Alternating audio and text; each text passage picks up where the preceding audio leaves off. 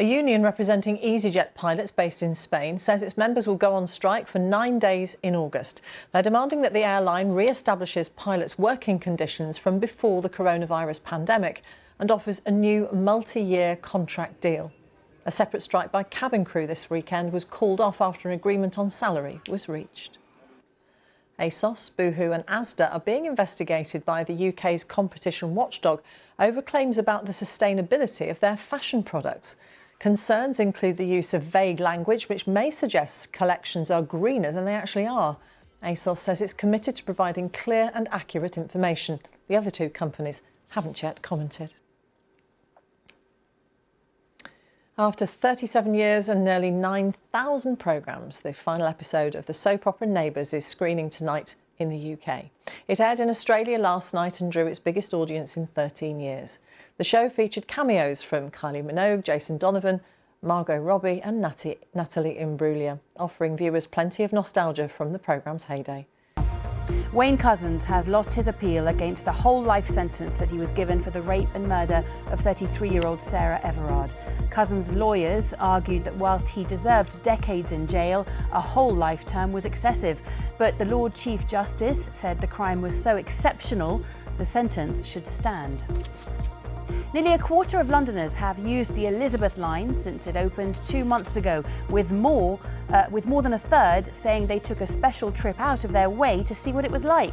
The line officially opened in May, stretching from Reading and Heathrow Airport in the west to Abbey Wood and Shenfield in the east.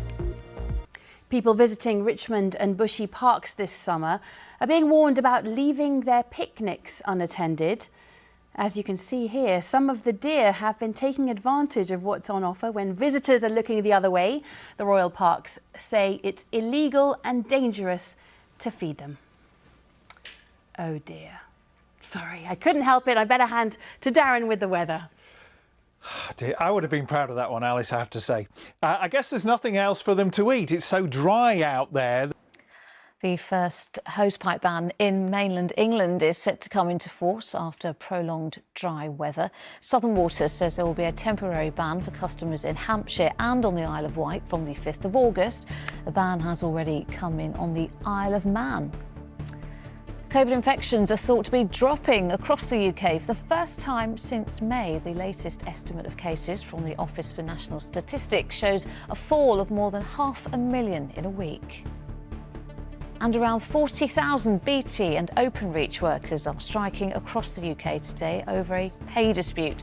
Members of the Communications Workers Union, including engineers and call centre workers, have walked out. A retired British geologist has returned home from an Iraqi prison after his conviction for attempted artefact smuggling was quashed.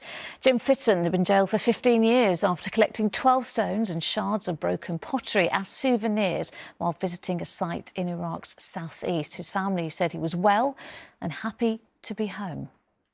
Weather forecasters faced an unprecedented level of online abuse during this month's extreme heat in the UK.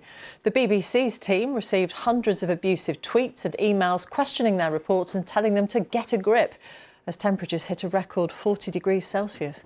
Most of the abuse seems to have been prompted when links were made between the heatwave and climate change. Met Office and Royal Meteorological Society forecasters were also targeted.